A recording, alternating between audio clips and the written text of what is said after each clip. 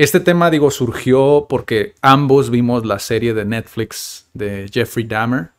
Es ahorita, está súper en tendencia. Pero más que nada quisimos abordarlo porque preguntando a personas y viendo contenido en internet, me di cuenta que no se le da a lo mejor tanto ese peso a la parte de la crianza. O sea, de cómo fue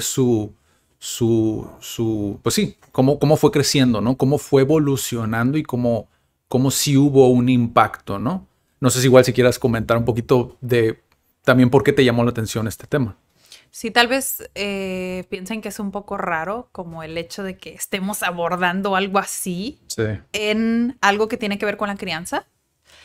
Pero desde que empezamos a ver la serie y cuando hemos visto otras series de otros asesinos seriales, siempre me queda esa cuestión de saber su origen, Sí. saber cómo fue creciendo, qué fue lo que pasó, su entorno, porque, o sea, siempre tengo esa tendencia hacia la psicología. Entonces, es estudiar la mente desde que está empezando. Entonces, cuando veíamos cosas de asesinos seriales, yo siempre me hacía ese cuestionamiento, pues, o sea, ¿qué fue?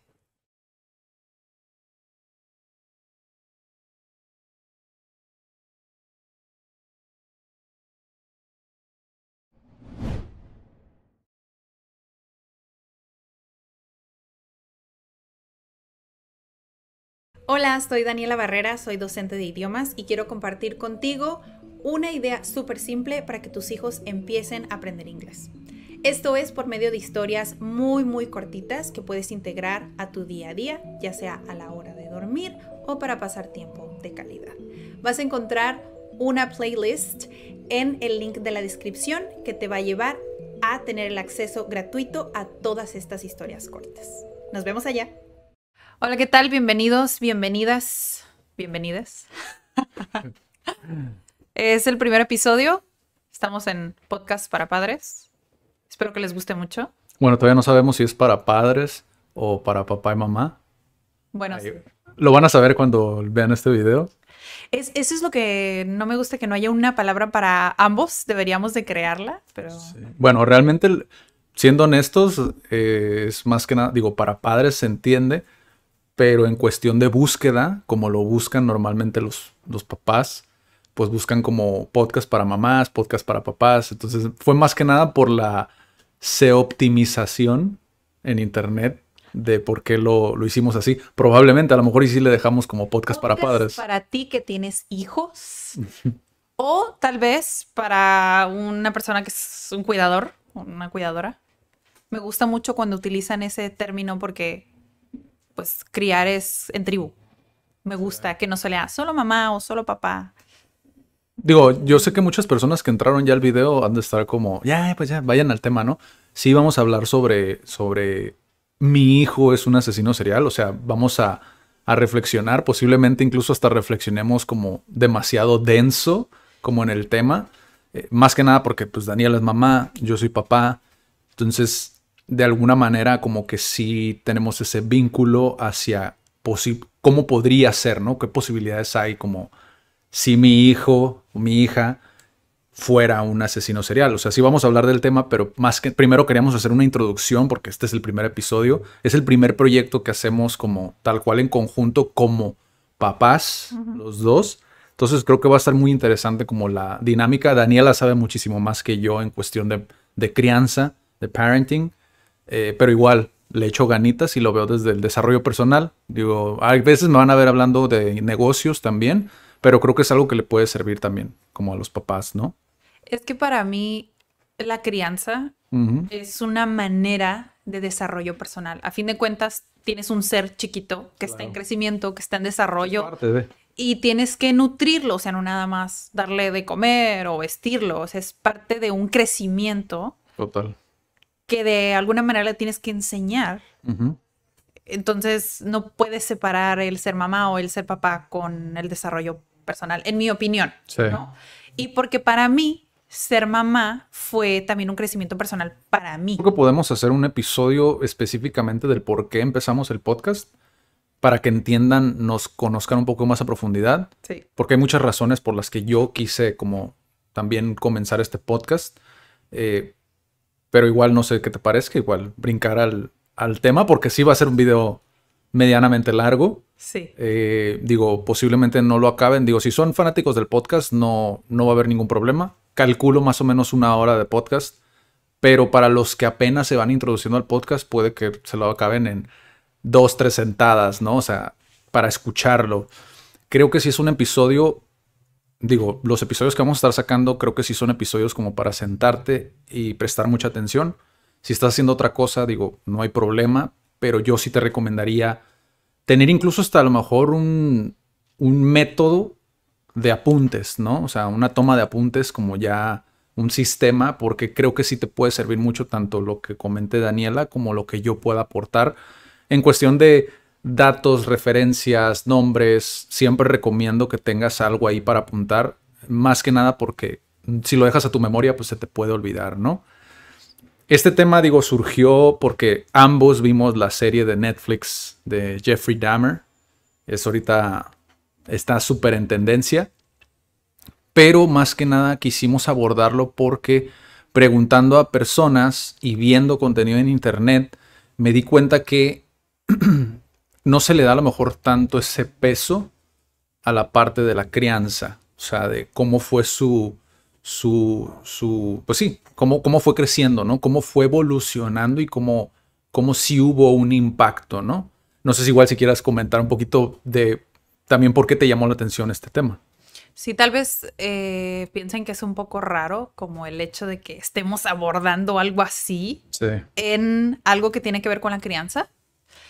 Pero desde que empezamos a ver la serie y cuando hemos visto otras series de otros asesinos seriales, siempre me queda esa cuestión de saber su origen, saber cómo fue creciendo, qué fue lo que pasó, su entorno, porque, o sea, siempre tengo esa tendencia hacia la psicología.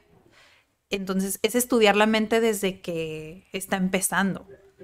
Entonces, cuando veíamos cosas de asesinos seriales, yo siempre me hacía ese cuestionamiento, pues, o sea, ¿qué fue? ¿Qué lo llevó a ese punto? ¿Qué lo llevó a ese punto? O sea, ¿realmente nacen así, se hacen así, o es una combinación de ambas cosas? Que es como, o sea, sí, es algo que definitivamente quería hablar. Sí, yo principalmente hay 3 fuentes las cuales consumí. Me faltó una cuarta. Yo sé que incluso si buscas libros, pues vas a encontrar muchos. Incluso el papá como tal de Jeffrey escribió un libro. O sea, Lionel Dahmer, creo que se llamaba el papá. Él escribió un libro, o sea, y posiblemente esté allá afuera. No sé si está en Amazon, pero ahorita me imagino que se está vendiendo como pan caliente. Pero yo consulté 3 principalmente, ¿no? La primera que fue la serie. La segunda que fue un episodio de un canal de YouTube que es también muy famoso, es español, El Rincón de Giorgio, que normalmente se busca, se toca como entretenimiento, ¿no? Tú también lo has visto. Pero a veces saca como él es psicólogo, cosa que a lo mejor mucha gente no sabe porque ve otro tipo de contenido, pero él es psicólogo como tal y analiza el caso, ¿no? Como tal de Jeffrey. Y la tercera fuente que consulté fue una entrevista que tuvo Jeffrey Dahmer junto a su papá. No recuerdo el nombre del entrevistador. Stone Phillips, creo que se llama. Fueron 4 entonces porque vimos un episodio de los tapes. Sí, pero ese no lo terminamos, por eso no lo estoy contando. No lo terminamos, pero igual está muy interesante. Quizá a lo mejor hagamos una actualización cuando veamos ese, porque ya lo estás escuchando de viva voz. Sin embargo, un pequeño disclaimer. Algo que notamos en Jeffrey en muchas ocasiones es que sí narra como las fechorías, lo que hizo. O sea, que hizo creo que incluso la serie lo dice Jordi, ¿no? Que es el de Rincón de Giorgio. Lo dice que incluso hasta se queda corta a las cosas que hizo como Jeffrey realmente, ¿no? O sea, supera como la ficción, ¿no? En ese sentido. Pero una de las cosas que notamos es que a veces no dice muchas cosas, como que se lo guarda para sí mismo, ¿no? Y esto, por ejemplo, cuando tú lo escuchas en una grabación, como esta serie que sacaron después de las grabaciones, pues te dejas ver que hay muchas cosas que a lo mejor no está diciendo en cuestión personal, cómo él ve, percibe ciertas cosas. Por ejemplo, sus papás, él absolutamente no le echa ninguna culpa a sus papás. O sea, no culpa, responsabilidad. Hace un descargo de responsabilidad total sobre sus papás, sobre sus amigos, sobre toda la comunidad. Él cree que es 100% su responsabilidad, lo cual sí, los asesinatos pues sí, son responsabilidad de él. Pero el origen como tal, el cómo llegó a donde llegó, creo que ahí sí él no es 100% sincero. Por eso es que creo que este disclaimer de ver las cintas y escucharlo y decir, ah, no, pues él dice que no. O sea, sus papás no tuvieron nada que ver. Yo siento que no es por ahí. Ahora, estamos hablando del caso de Jeffrey Dahmer, Ajá. nada más, porque otros asesinos seriales también que hemos visto y que tal vez conocen todos los casos. Y quizá a lo mejor podamos hablar de uno alguna vez también. exactamente. De hecho, o sea, posiblemente sí. Sí. Entonces, de hecho, ayer estaba viendo otro episodio en donde describían como que es un psicópata, ¿no? Dicen, los psicópatas se hacen o ya nacen así. Okay. Porque se supone que en tu cerebro tienes un químico que funciona o que no funciona. Entonces, hay casos en los que simplemente se van por ese lado de, es que ocupan ayuda. Necesitan irse a un hospital psiquiátrico. Sí. Entonces, no los tratan tal cual como criminales, sino como personas enfermas. Entonces, ¿qué son los psicópatas? Personas que están desconectadas completamente de sus emociones. Esa es como una definición a grandes rasgos, sí, obviamente. Pero el caso de Jeffrey Dahmer fue muy curioso porque a lo que vimos, digo, me estoy adelantando, pero sí se veía que estaba conectado con algunas emociones. Entonces, ¿de dónde aprendemos esa inteligencia emocional? De los papás. Sí. Por eso es que quisimos abordar el caso de él específicamente. Ahora, ¿cómo comienza la historia de... Primero queremos ver como un poquito la historia, ¿no? de Jeffrey. Para los que incluso no están en contexto y que nada más vieron la serie, porque hay muchas cosas en la serie, obviamente, que sí son ficción. O sea, y esto sí es verdad. En cuestión incluso de cómo acomodaron las piezas para que fuera como mucho más idealizado, ¿no? Como una figura fuera más idealizada. Por ejemplo, en la serie tú ves al chico a Tony, el que era sordo, ¿no? Uh-huh. Y le dan mucho peso en la serie. Incluso nosotros dijimos, ¿por qué se le da tanto peso? Quiere decir que a lo mejor si hubo algo más, quizá a lo mejor sí se llegó a enamorar como de este chico. Y nosotros obviamente lo analizamos y lo vimos como quizá es por ese lado, ¿no? Pero cuando ya ves las cintas o una entrevista o el caso desglosado un poquito más, te das cuenta que realmente no. O sea, no llegó a haber esa conexión tan más allá, pues. Entonces, hay ciertas cosas que son ficción dentro de la serie, ¿no? Para los que no están en contexto de su historia real, como lo dije ya antes, la realidad supera la ficción en muchas partes de la historia real. Pero vamos a dividirlo en tres partes, ¿no? Su infancia, la adolescencia, o bueno, adolescencia, adulto joven, y ya al final, ¿no? Cuando ya era un adulto, un grown-ass man, ¿no? Entonces, cuando era pequeño, su papá cuenta una anécdota de viéndolo en retrospectiva, ¿no? A los 4 años. Una entrevista un poquito tosca, un poquito incluso hasta agresiva en ciertas partes, como confrontativas, no agresivas, sino confrontativas hacia el papá. Digo, tiene sentido cuando ya entiendes un poquito el contexto. Muchas personas creían que eran delitos raciales, ¿no? O sea, que había una connotación ahí racial, pero después incluso el mismo Jeffrey dice que no. O sea, en un principio las primeras personas que él tuvo este impulso, pues eran personas blancas o personas hispanas, ¿no? Uh-huh.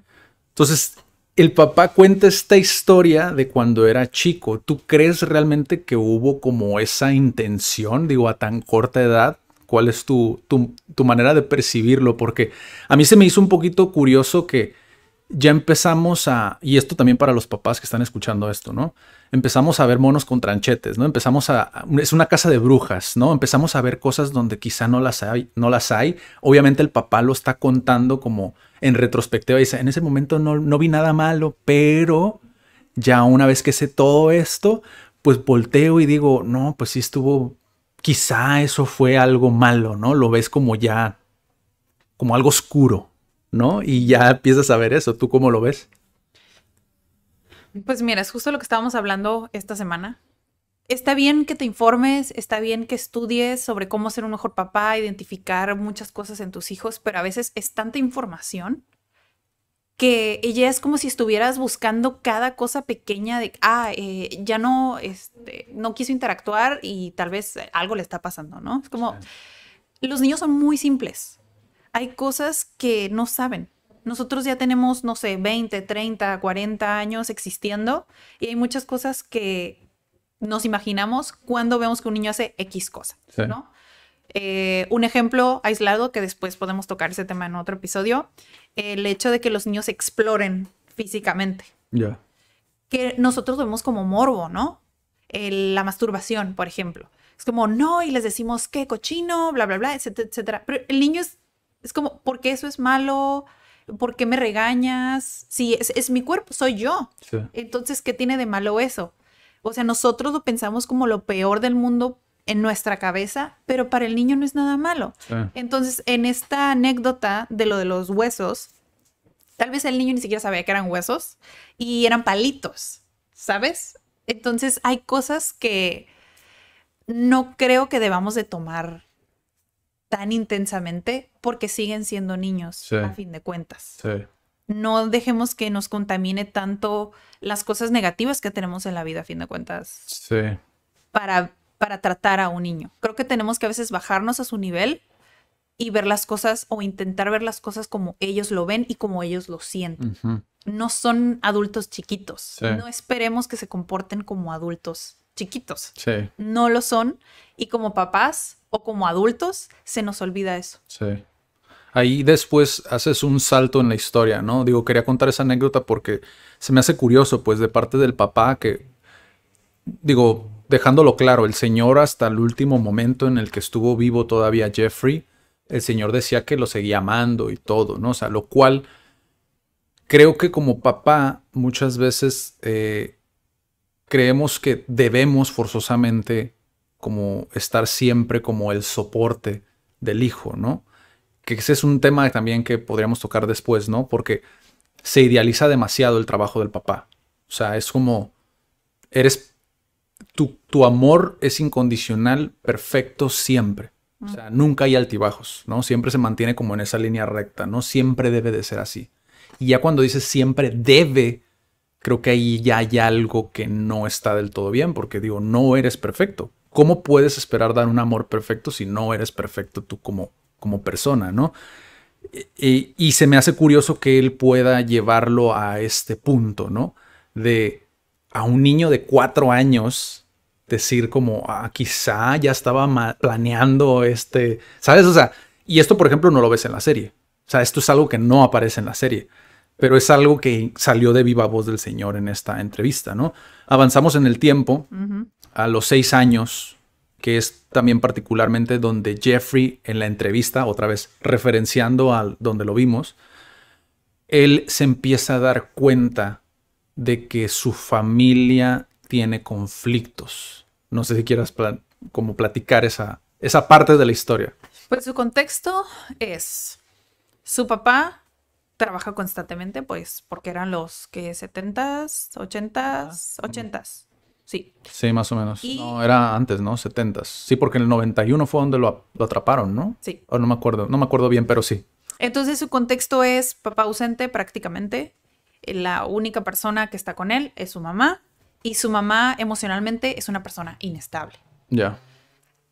No sé si en la serie lo ponen tal cual porque dice su papá que abusaba de ciertos medicamentos, pero ella se justificaba con que se los recetaban. Sí, durante el embarazo ella consumió medicamentos a pesar, bueno, tengo entendido que sí se los recetaban, pero la señora abusaba del medicamento. Que se tomaba como de más, ¿no? ¿Por qué? Porque no podía dormir, etcétera, etcétera. Entonces, desde ahí te pones esa cuestión como de, ok, entonces su mamá no era estable emocionalmente. Entonces, ok, viene de la mamá, ¿O fue porque realmente su mamá cuando estaba embarazada abusó de todas estas sustancias, modificó algo en el desarrollo de Jeffrey?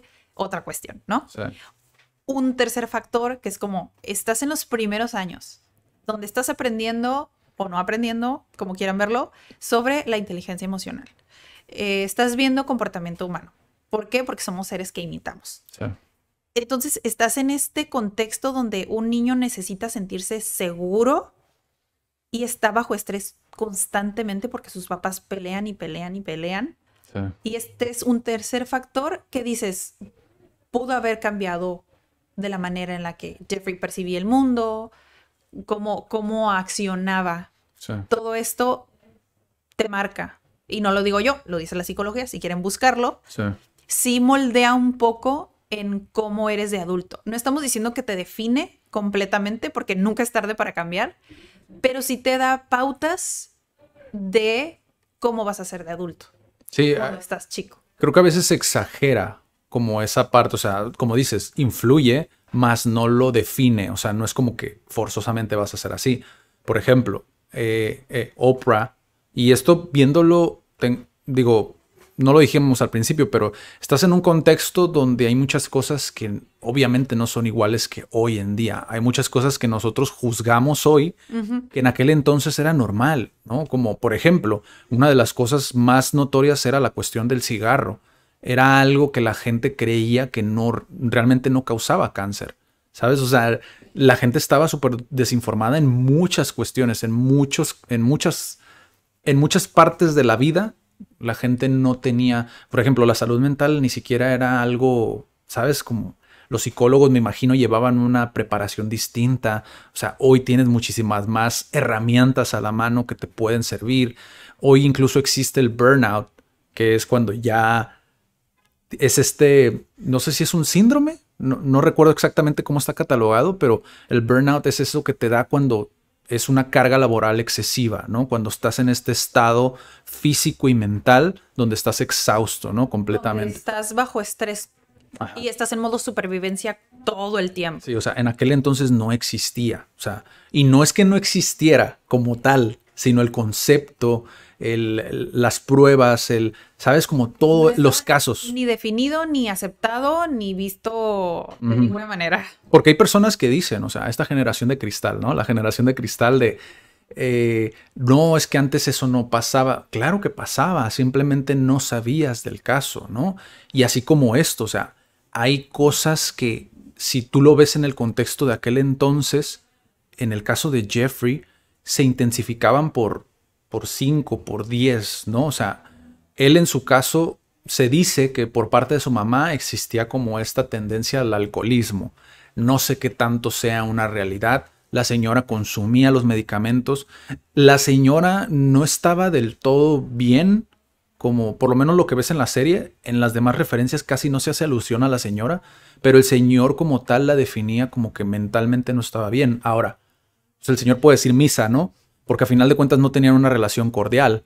Entonces no puedes creer al 100% lo que diga el señor de la señora. O sea, si bien te la ponen en la serie como una persona como mentalmente inestable, podrías decir, pues sí, ¿no? Quizá ver un testimonio de la señora hablando del caso te pueda ayudar a entender cómo articula, cómo recuerda, cómo, ¿sabes? O sea, y a lo mejor no fue eso, ¿no? Quizá fue más una ausencia de sus padres, porque si algo queda claro es que él mismo, Jeffrey Dahmer, lo dice en la entrevista, nunca tuvieron como tal una comunicación. O sea, nunca existió esta oportunidad, tanto de padre a hijo, como de hijo a padre, como de madre a hijo, o de hijo a madre, de vaciar esto que teníamos en la cabeza, ¿no? El compartir como lo que pensábamos, lo que sentíamos, o sea, nunca existió. Y eso para un niño, digo, aunque fue hijo único hasta los 6, si mal no recuerdo, no, hasta los 8 más o menos, por ahí, creo que los 8, 9, que fue cuando ya tuvo un hermano, él estuvo solo, prácticamente estuvo solo. Y te digo, Oprah lo dice, como ve a un niño a los 6 años y ve a un adulto a los 36 y es el mismo, lo cual no estoy del todo de acuerdo. pero sí influye. Volviendo al punto ese que dice, sí influye, y es ahí donde él empezó, te digo, a notar esos conflictos, lo cual ya para la edad de 8 años, si mal no recuerdo, creo que me dices que es cuando ya absorbes todo lo que debes de absorber, 6 o 8 años, no recuerdo qué edad me dijiste, pero o sea, es cuando estás como esponjita, ¿sabes? Como absorbiendo todo e imitando, como lo comentaste. Entonces, sí es algo a remarcar, ¿no? Porque si bien, otra vez, no puedes hacerlos responsables al 100% de lo que él hizo después, sí eres responsable de un origen, ¿no? Sí. Sí eres responsable como papá del origen, pero ya cuando llegan, si es que llegan a esa etapa adulta, ya tú eres responsable de ti mismo. Y Sí. tú tomas esas acciones y tú sabes o no sabes lo que es una consecuencia. Entonces, sí, nuestros papás sí influyen en cómo somos, pero no definen quiénes somos, porque ya cuando eres consciente de todo esto, ya no le puedes echar la culpa a nadie. Sí, pero no es tan, es que volvemos a lo mismo, no es tan fácil, digo, yo por personas cercanas a mí que sé que tienen problemas con ansiedad o depresión o cosas por el estilo, o sea, no es tan fácil cuando llegas a adulto, haz de cuenta que llegas desarmado, Ujú, exactamente. ¿sabes? Es como existe la frase esta, ¿no? Vas a la guerra sin fusil, o sea, a final de cuentas no hay una base sólida, o sea, cualquier cuestión que pasa en la vida te tambalea, o sea, te caes muy fácilmente, lo cual siento yo que sí es una cuestión de, yo por ejemplo, hasta la fecha de hoy, yo me acuerdo de enseñanzas de mi papá, o sea, de que dices tú, lo aplicas, lo sigues aplicando en tu día a día, porque queda esa base sólida y que aunque puedes tener muchos huequitos, ¿no? Por donde puedes resquebrajarte o caer o lo que sea, sí te permiten como esas herramientas que te dan el poder salir adelante. Y cuando llegas a este punto, por ejemplo, ¿cómo afecta en un niño de 6 años, como en el caso de este Jeffrey Dahmer? ¿Cómo afecta a un Jeffrey Dahmer de 30 y tantos años donde ya había cometido varios asesinatos? Seguía teniendo una razón por la cual él quería tener a alguien en su vida que no se fuera, alguien con quien no tuviera ese conflicto, no prestar atención a lo que ellos pensaran o al conflicto que se pudiera generar, ¿sabes? O sea, ¿qué te dice eso? O sea, que es como el mismo pensamiento que quizá tuvo de niño, como de papá, no te vayas, mamá, no discutas, o, ¿sabes? O sea, es esa misma parte que te marca y que lo sigues llevando de manera inconsciente contigo, ¿no? Sí. O sea, si quieren buscarlo, de hecho, son las 5 heridas de la infancia. Y a veces las tenemos combinadas, o tenemos una, o tenemos otra. Entonces, obviamente, de Jeffrey fue la de papás ausentes. Sí. ¿Y qué consecuencia tiene esto? Que sean adultos codependientes. Sí. Que estén esperando eso, llenar este vacío, porque es un vacío que se desarrolló, que no se llenó. Quiero a mis papás. No los tuve, entonces lo busco afuera. Y en este caso para Jeffrey fue, pues, con personas, que eso es lo que no mencionamos, él era homosexual. Entonces él lo buscaba con hombres. ¿Y qué pasaba? Pues se iban a ir, ¿qué voy a hacer? Entonces ya llegaba la instancia donde pues... Todavía no llegábamos a esa parte de la historia, pero sí, o sea, es homosexual, ¿no?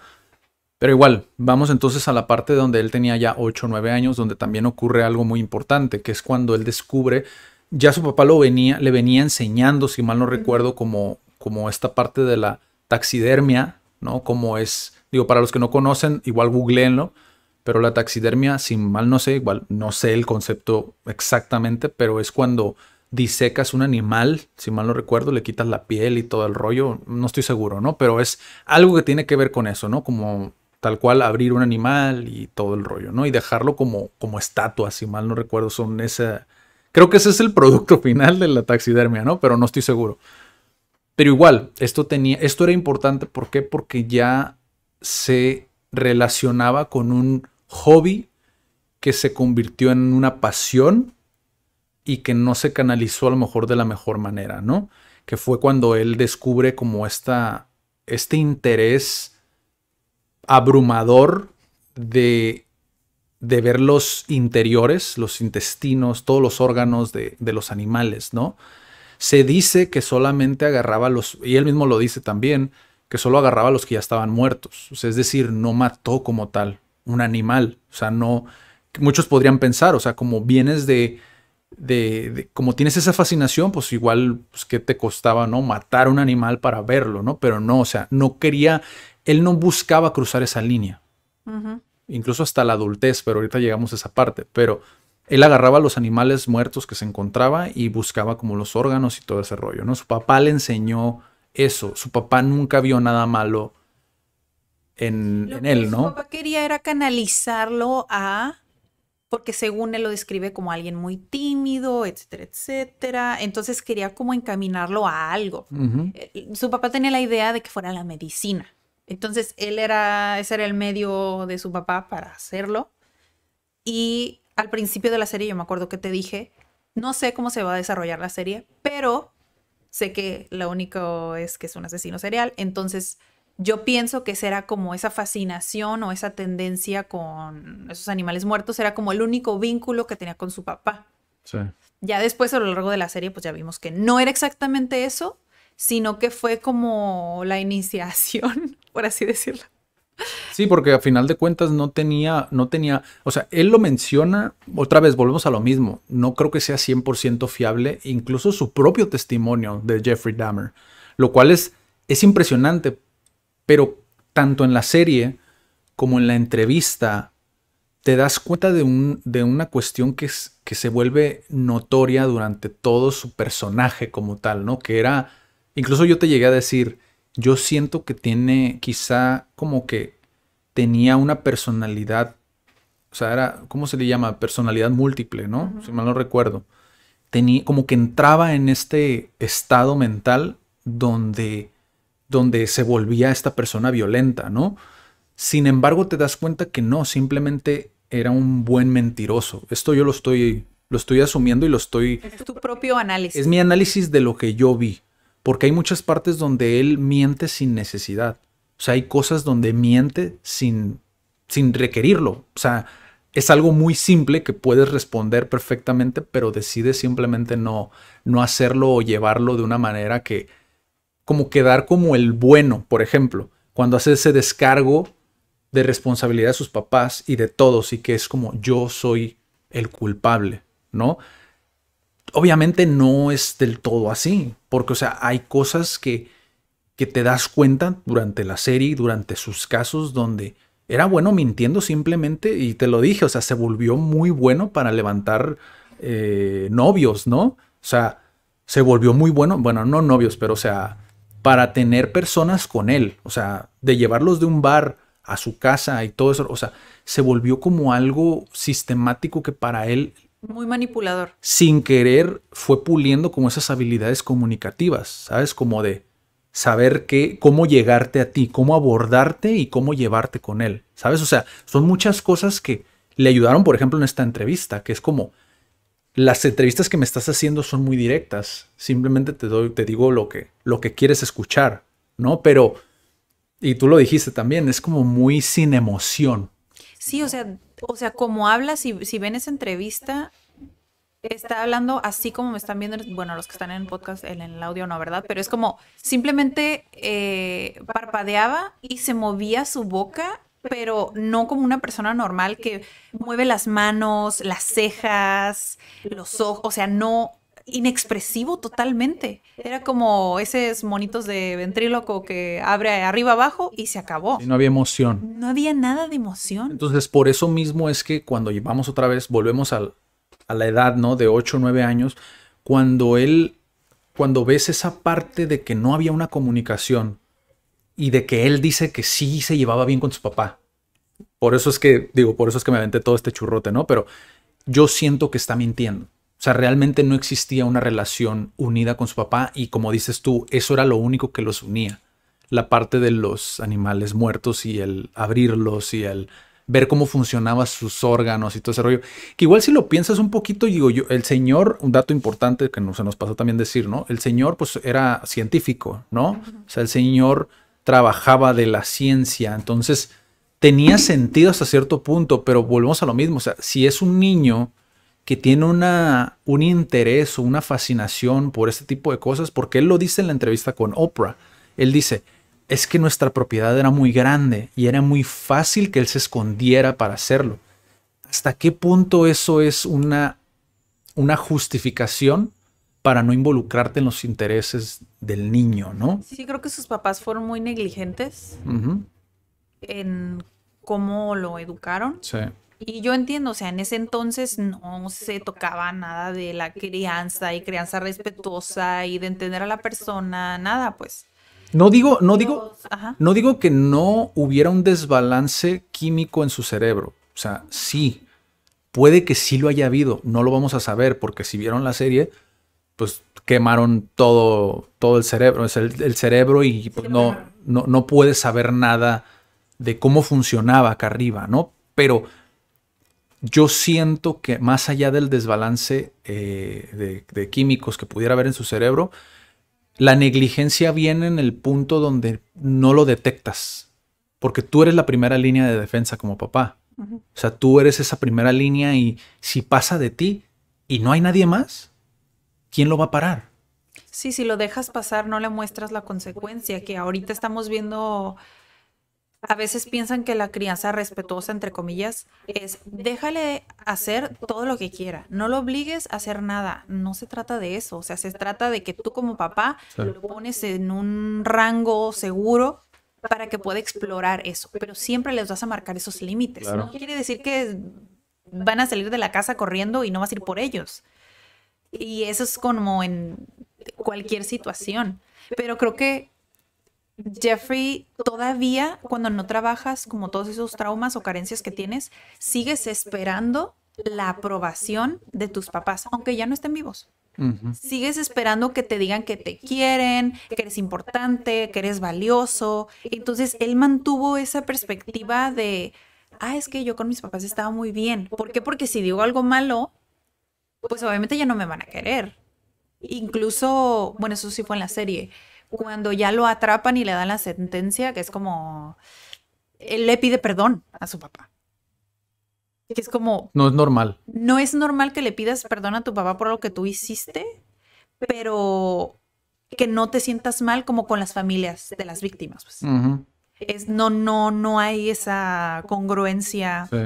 Y regresando como a lo de el químico del cerebro, no sé exactamente qué tanto tiempo estuvo expuesto a violencia doméstica, porque pues se peleaban constantemente sus papás. Aunque decían que no era física, pero igual existía este conflicto. Sí, pero, o sea, químicamente el estrés es cortisol en el cerebro. O sea, si tienes estrés, se altera químicamente tu cerebro. Sí. Y cuando eres niño y está en desarrollo, sí se altera el cerebro.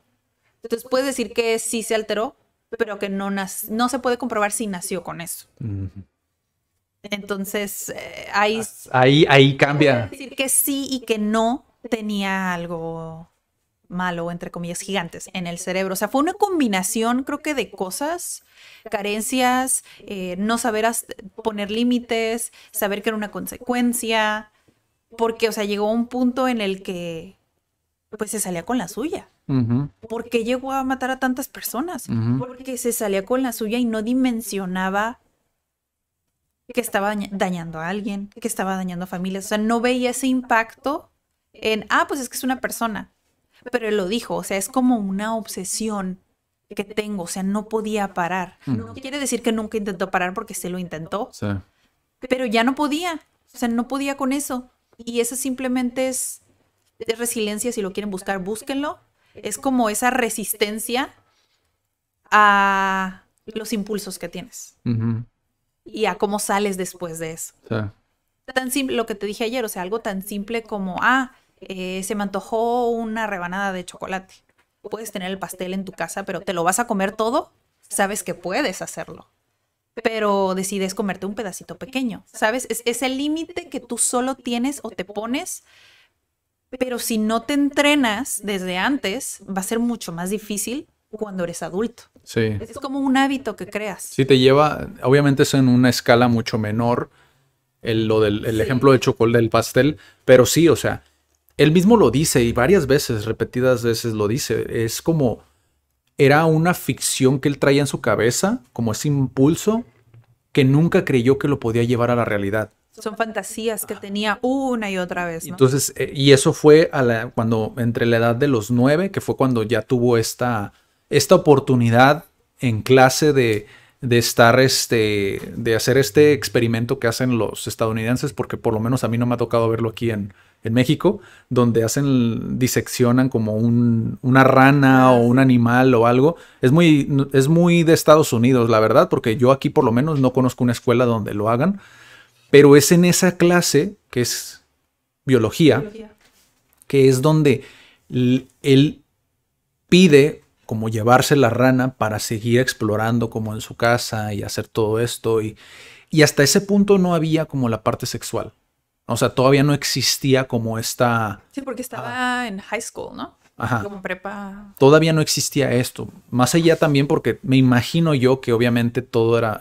bueno, lo dice él. Todo era muy hush hush, ¿no? Como la parte homosexual. Entonces, no era algo que se platicaba, no era algo que podías dialogar con tus papás, con un amigo, porque no sabías realmente qué repercusiones había. O sea, no, era algo que no se veía natural, para empezar, lo cual pues estaba muy fucked up, ¿no? Pensar que existió una era donde pasaba así, pero era la realidad de muchas personas. Tanto así que pues empezaron a ser marginados, o sea, en la sociedad. O sea, los bar gays, digo, no sé la historia tal cual de cómo fue surgiendo la comunidad como tal, pero puedo imaginarme que fueron personas bastante marginadas, ¿no? Incluso creo que te lo ponen hasta bonito en la serie. Yo siento que no estaba tan, ¿cómo se dice? Tan extravagante y tan libre como te lo hacen ver en la serie. Ajá, yo siento que fue más conflictivo, pero la serie yo siento que la serie como que no quiso entrar en ese terreno, ¿sabes? O sea, pero yo siento que sí hubieron muchas más palabras despectivas, o sea, yo siento que hubieron muchas más cosas, ¿no? Incluso hasta de los mismos policías. Pero bueno, él se lleva a la rana, hace este experimento y es cuando se da cuenta que tiene esta obsesión por los órganos, ¿no? Conforme fue avanzando en el tiempo, en esta parte de la adolescencia, él lo dice en las cintas, eso sí lo recuerdo, que tuvo una experiencia de un beso con un amigo. Esto sí fue consensuado. Prácticamente, pues, fue la única parte bonita, si quieres verlo así, inocente, donde no hubo nada más. Simplemente fue un besito, ¿no? No recuerdo si fue a los 11, 12 años, 13, por ahí más o menos. Porque a los 15, 16 es cuando ya empieza a fantasear, ¿no? De una manera ya más grotesca. Y él mismo lo dice. Y fue hasta los 18 donde comete su primer asesinato. Todo esto lo pueden ver más tal cual gráficamente quizá a lo mejor en un documental o cosas por el estilo, ¿no? Pero comete su primer asesinato. Este asesinato básicamente fue un impulso puro y duro Fue un accidente casi.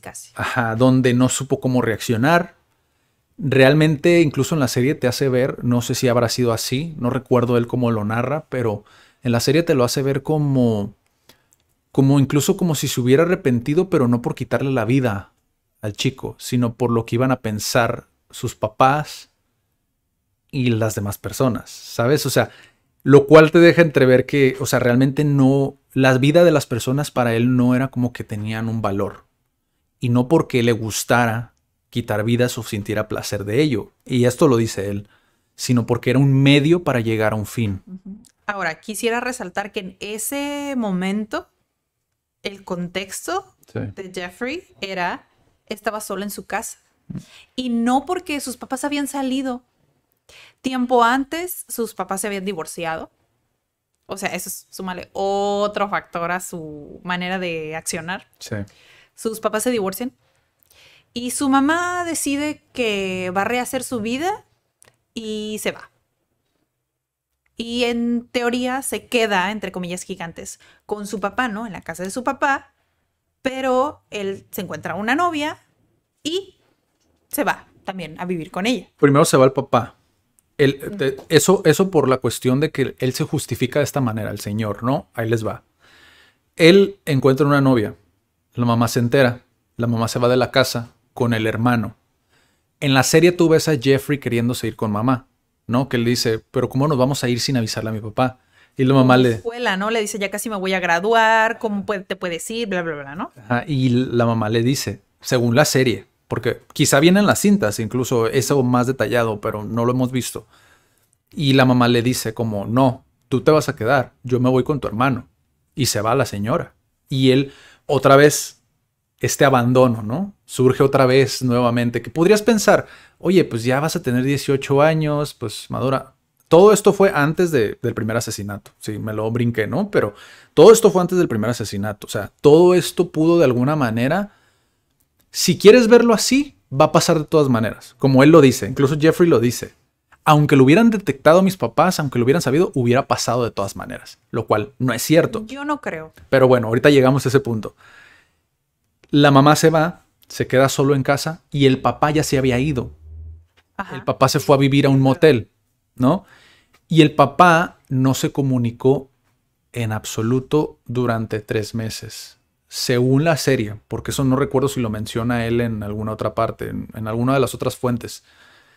Pero el papá no se comunica durante 3 meses. Un chico que va a cumplir 18 años o que los acaba de cumplir, solo en casa, que de por sí ya venía arrastrando muchos problemas, que era un caos en su cabeza, y que la única manera que tenía él para poder ahogar como esos pensamientos era el alcohol. Ujú. Empezó a tomar Mucho. excesivamente, o sea, se volvió un alcohólico a la edad de 16 años, si mal no recuerdo. Creo que desde los 16 ya estaba tomando. Lo cual también te deja entrever, o sea, ¿cómo es posible que no te des cuenta de ese tipo de cosas? Pero bueno, el señor, la única justificación que dice es que la propiedad es muy grande, ¿no? Y que hay muchas maneras en las que se podía esconder.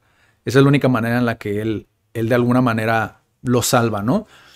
Hay una parte donde el papá intenta como ver qué onda con la sexualidad, pero lo hace de una manera muy tosca y muy torpe, ¿no? Que es cuando le dice como Muy torpe. si está consumiendo pornografía, ¿no?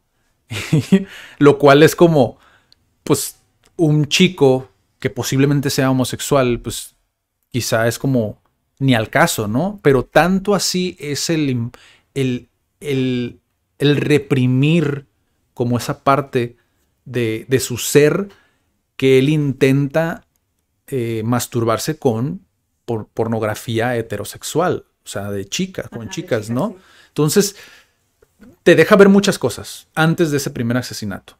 O sea, lo primero es otra vez la negligencia totalmente, o sea, que pudo directamente haber salvado la vida del chico este que falleció.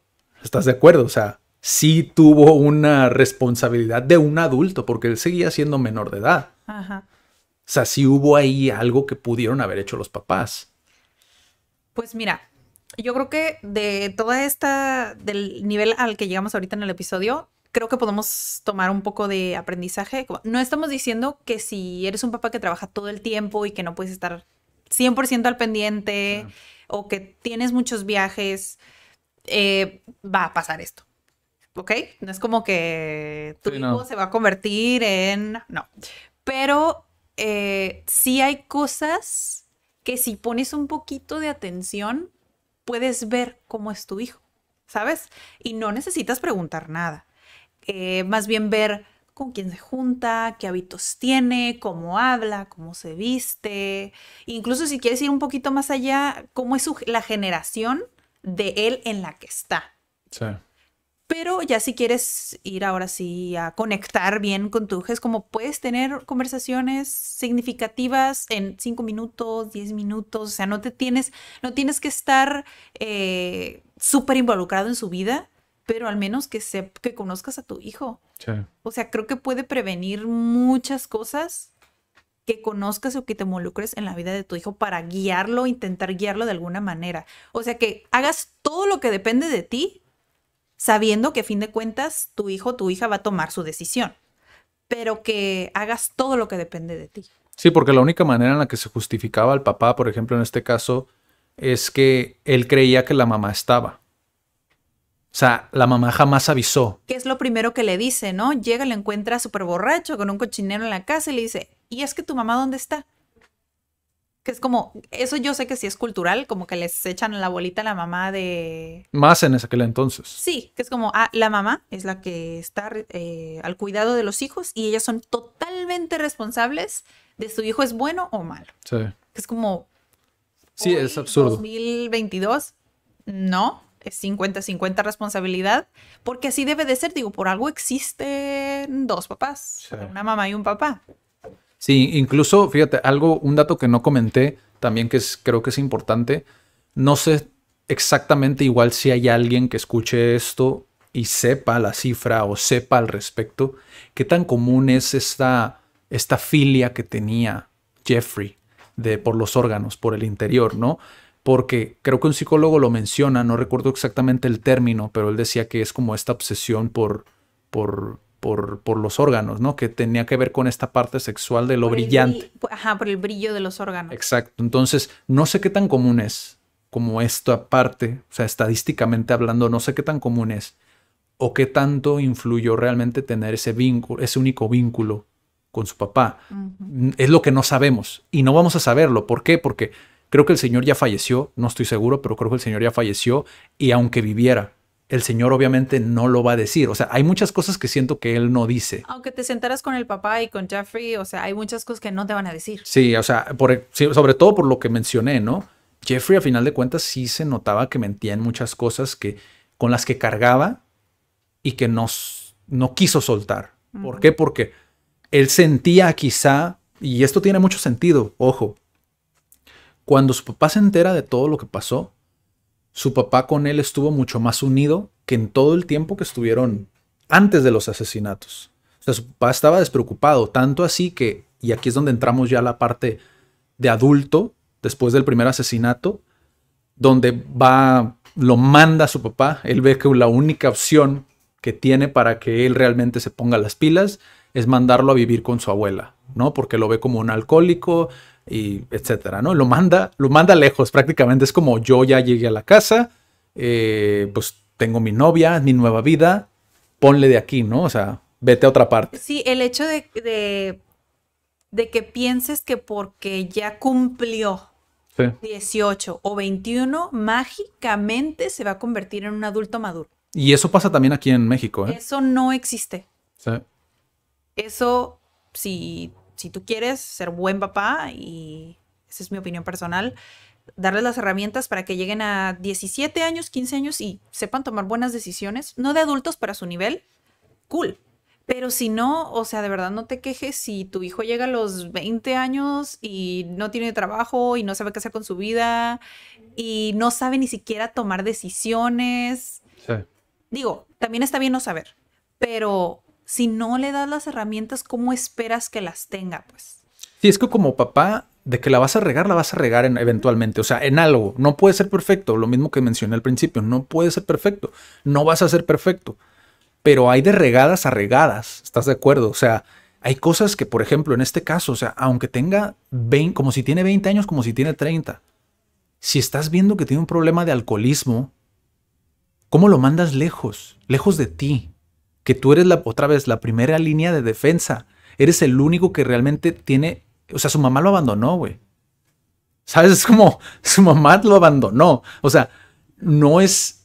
Por más que me lo quieran ver como... es que psicológicamente él ya tenía... No. O sea, sí hubo ahí un impacto fuerte. O sea, psicológicamente me refiero a sus químicos y todo otra vez, ¿no? Y los genes y que... O sea, se habla mucho de eso y se le da mucha luz a eso. Pero realmente la parte de crianza como tal, yo siento que hubo muchos momentos, porque a partir de ahí lo mandan a la universidad. Ah, sí, creo que primero lo mandan a la universidad. Sí, antes de mandarlo con la abuela, lo mandan a la universidad. Y se va a vivir solo porque pues en Estados Unidos se van a vivir a la universidad. Ajá. Lo corren de la universidad por alcohólicos. Es decir, ya no ni siquiera tuviste que inferir como papá. Ya no tuviste que inferir si será alcohólico. No, lo corren de la universidad por seguir alcoholizándose e ir alcohólico a las clases, ¿sabes? O sea, y aparte después de eso todavía lo mandas al ejército. En aquel entonces, y esto lo vi en el episodio de Jordi, Ajá.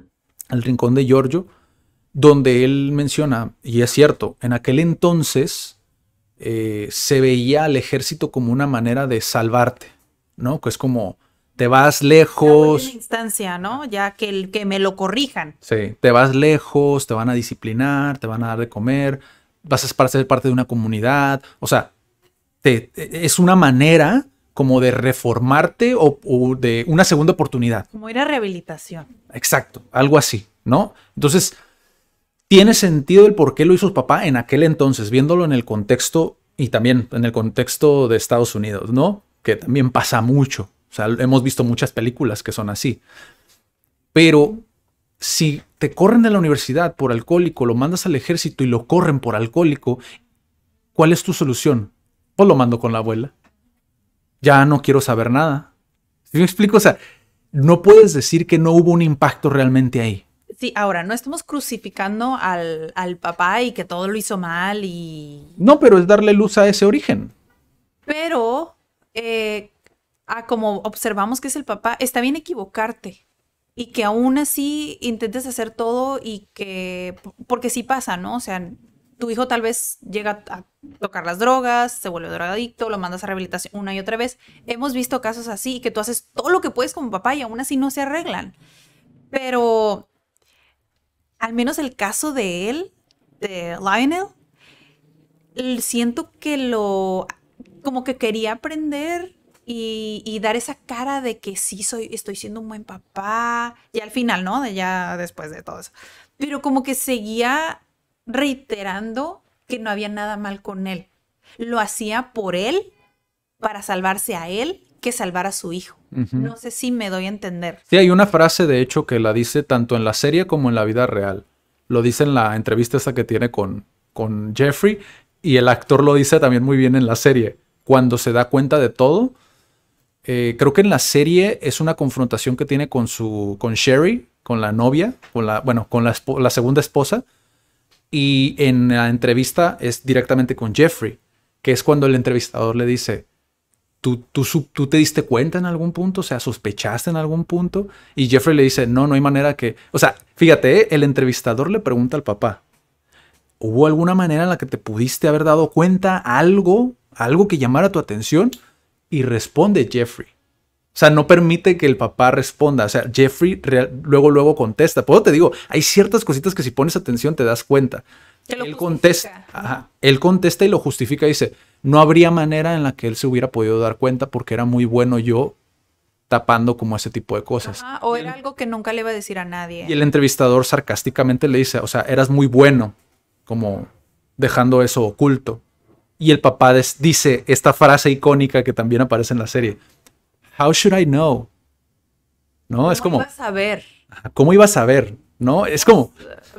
¿Cómo ibas a saber? O sea, observando, preguntando, informándote, no sé, o sea... Creo que esa frase resume muy bien la actitud que él tenía hacia el problema, sí. ¿no? De minimizar cualquier... Por ejemplo, minimizó el alcoholismo, minimizó la parte de ser retraído de Jeffrey, que decía, pues yo también fui retraído. O sea, él siempre lo minimizó de esa manera. Yo siempre fui retraído, pues yo también para mí yo sentía esa empatía con él. O sea, siento que si realmente hubiera puesto atención, se habría dado cuenta de muchas cosas. Ahora, tú dijiste ahorita, no es cuestión de crucificarlo, no. Es simplemente de dejar de disuadir cualquier responsabilidad que podamos tener como papás. Creo que ser genuinamente responsables y aceptar nuestro rol. Que no solamente es la parte económica, no solamente es la parte de educación, en qué escuela va a ir. Educación es una palabra gigantesca que va en muchas otras cuestiones del día a día, sino que también debe de haber un interés genuino. Si realmente dices que amas a tu hijo, debe de existir este interés genuino por involucrarte en su vida. Es tan simple como no es que no aprenda matemáticas, no es que esté tonto para aprender matemáticas, simplemente es que lo aprende de una manera distinta. ¿Cómo aprende mejor? ¿Cómo es que puedo llegar? ¿Cómo puedo transmitir este mensaje de una manera que tú lo entiendas? No que cualquier otro niño lo entienda, no, que tú lo entiendas. Porque a veces es eso, ¿no? Es cuántos empresarios, ya me estoy metiendo a esta parte, ¿no? ¿Cuántos empresarios emprendedores fueron estigmatizados de burros y era simplemente porque sus intereses eran otros. Su manera de aprender era otra. Que si a lo mejor se hubiera modificado un poco en cómo se transmitía ese mensaje, el resultado habría sido otro quizá. Quizá no hubiera sido lo que fue, pero hubiera sido feliz en otras cuestiones. ¿Sí me explico? O sea, o hubiera sido más fácil el proceso, porque a veces dicen, pues sí, pero mira dónde llegó. Es como, pues sí, pero no sabes cuánto la perrió. O sea, no es una cuestión de si se logra o no se logra. Las cosas se logran o las cosas las vas a regar, pero la cuestión es el proceso. Y el proceso de Jeffrey quizá pudo haber sido diferente. O sea, realmente, digo, estamos hablando de un asesino serial, sí, pero quizá el proceso pudo haber sido diferente. En lugar de matar a, creo que fueron 17 personas. Quizá nomás hubiera sido 20. Quizá a lo mejor hubiera sido una, pero hubiera sido suficiente y se hubieran salvado las otras 16. O sea, vemos las cosas muy polarizadas. ¿Es uno o es otro? No. O sea, existen matices, existen grises para todo. Y en este punto donde lo manda al ejército y fracasa por alcohólico otra vez, y lo manda a la casa de la abuela, dices tú, el mensaje que le estás dando a él de manera no verbal es, no me interesa lidiar contigo. E incluso creo que lo dice en la serie. O sea, no es algo que me interese. Entonces, si esto lo extrapolas a cuando ya lo atrapan y él tiene a su papá cerca consigo, que le está llamando todos los días, que él lo dice, que le está llamando todos los días, lo está procurando, le manda hasta libros, le escribe un libro. ¿Tú qué crees que va a hacer? No quiero arruinar esta relación que tengo ahorita con mi papá, que nunca lo tuve. Mejor prefiero protegerlo. Sí, prefiero esto. Prefiero, y ahora otra vez vuelvo a decirlo, a veces tomamos esas actitudes o esas decisiones de manera inconscientes. No es que él fuera consciente de que voy a mentir para... No, quizás simplemente fue de manera inconsciente miento porque no quiero perder esta relación. Ahora, no, está bien, está mal, no se trata de eso. Pero cuando llega a la casa de la abuela, hay una parte donde, bueno, de hecho, cuando lo mandan a la universidad, esta parte donde él, en la serie, que puede ser ficción también esta plática, no sabemos, pero en la serie él quiere decirle algo. No sabemos, porque el papá no permite que termine el diálogo, no sabemos si le va a decir que es homosexual o no sabemos si le va a decir que mató a alguien, que ya había matado al chico, que estaba pidiendo aventón, ¿no? O que tenía esos deseos, esas fantasías. No sabemos realmente qué es lo que le iba a decir exactamente, pero le dice, o sea, quiero hablar contigo. El papá... Creo que necesito decirte algo, ¿no? Creo que hay algo malo conmigo, le dijo. Sí. El papá luego es como, ¿sabes qué? No estoy listo porque el papá, en ese punto creo que el papá, porque tampoco te lo dicen obviamente explícitamente, pero creo que el papá sospechaba que le iba a decir que era gay, ¿no? Y en lugar de escucharlo, lo que sea que tuviera que decir, es como, te voy a mandar a la universidad, yo te la voy a pagar. Y es como, no hay realmente, pues, ya después pasa lo que dije, ¿no? Lo corren de la universidad, lo corren del ejército después, llega con la abuela y es cuando sucede el segundo asesinato, ¿no? Que es cuando ya a partir de este punto, ya es cuando entra la parte adulta, que creo que también muchos podrían decir, bueno, como decías tú ahorita, ¿no? Hasta aquí terminó el trabajo del papá, ya lo que pasó de ahí ya no es responsabilidad. Error. ¿Por qué? Pasa el segundo asesinato. Eso obviamente no tuvo nada el papá, no supo nada, nada, ¿no?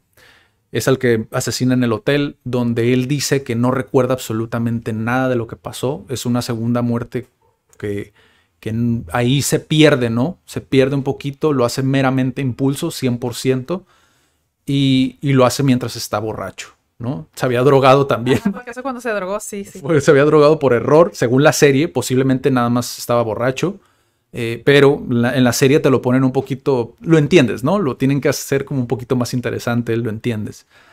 A nivel de guión.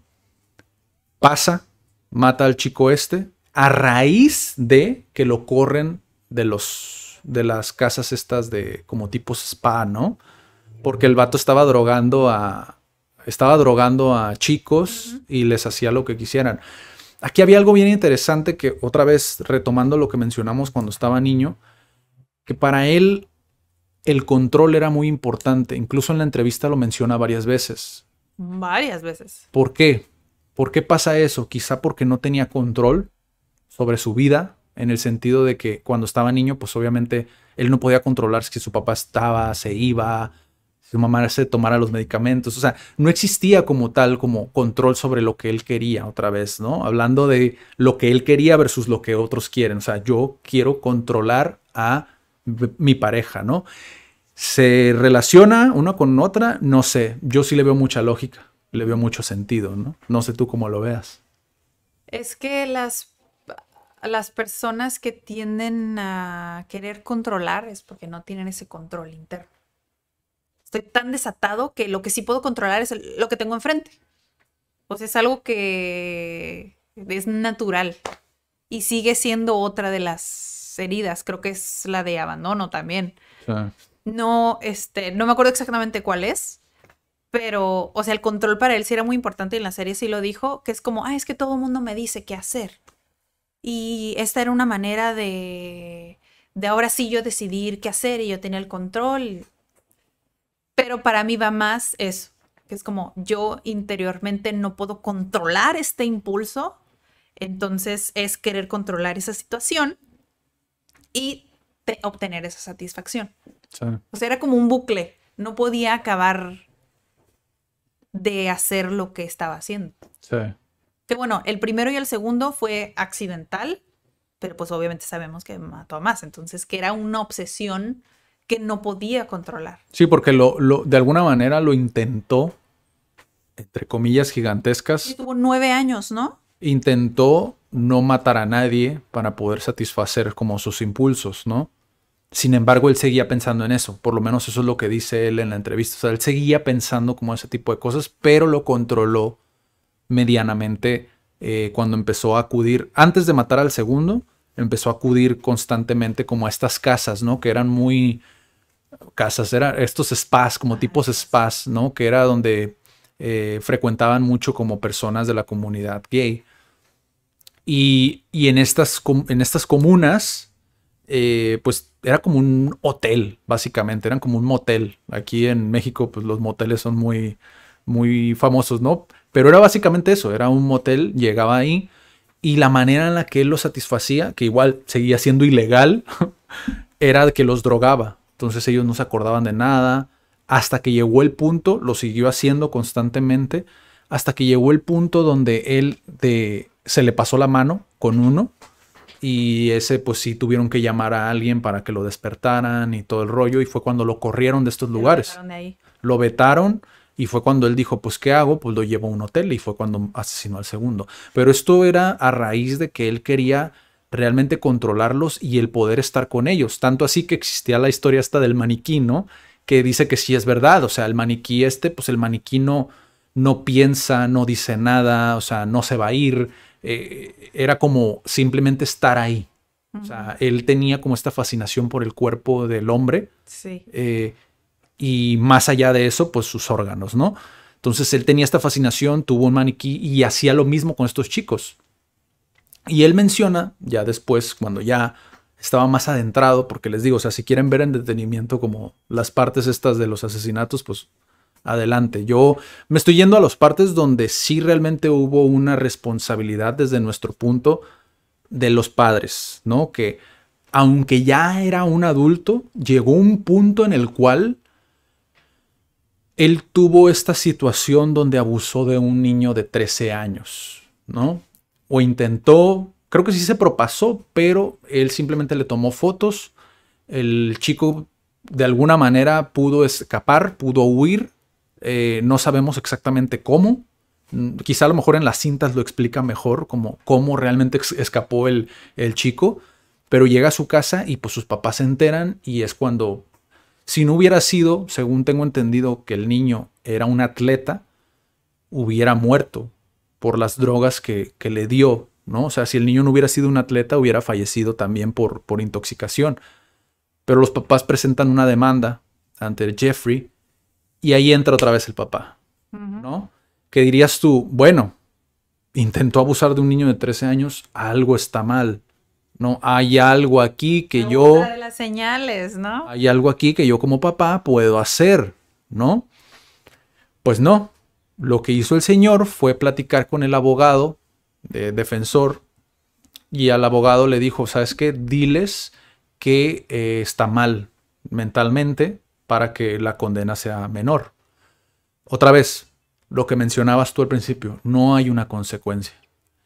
Y si a Jeffrey no le había quedado claro hasta este punto, de aquí para el real, estuvo desatado. ¿Por qué? Porque ya se dio cuenta realmente que no hay una consecuencia. Puedo hacer lo que se me pegue la gana y no va a haber una consecuencia. O ya sea porque mi papá me va a sacar, o ya sea porque los policías no actúan de la mejor manera. El sistema judicial, perdón, no actúa de la mejor manera porque soy blanco, porque tengo un privilegio, ¿no? Como muchos lo pensaban. Sí, no era como que él estudió todo esto y No. super planeó los asesinatos, todo fue súper torpe, Sí. pero fueron cositas que fue entendiendo que le funcionaron. Ah, pues a los policías les digo tal. Pues sí, ¿no? Hay una escena donde, o sea, traía en bolsas todo cortado, pero pues obviamente como no tiene la forma de un cuerpo, pues están las bolsas de otra manera. Los policías lo paran y les dice, oh, es que estoy sacando la basura. Los policías le creen y se va.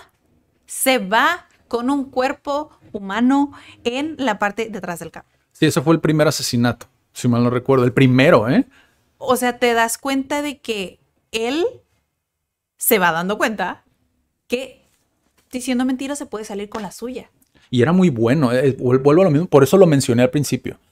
Era muy bueno improvisando y muy bueno mintiendo porque se ve, quizá a lo mejor ya estoy indagando demasiado como por medio de asumir ciertas cosas, ¿no? Pero yo creo que eso lo aprendió de alguien, porque normalmente siempre lo aprendes de alguien. Quizá el señor es muy bueno haciendo eso, porque siempre creció él viendo estos conflictos en casa. Yo siento, mi teoría es que el señor era muy bueno para mentir, para manipular. O quizá la señora, no sé. Por lo que yo vi, me inclino más hacia con el señor, ¿no? Porque también, si la señora mentalmente no estaba muy bien, pues también a lo mejor vale la pena indagar un poquito más en eso, ¿no? Pero a lo mejor ya estoy asumiendo de más. Yo creo que posiblemente allí haya algo, no lo vamos a saber, pero era demasiado bueno improvisando y mintiendo para ser tan introvertido. Incluso él mismo lo dice.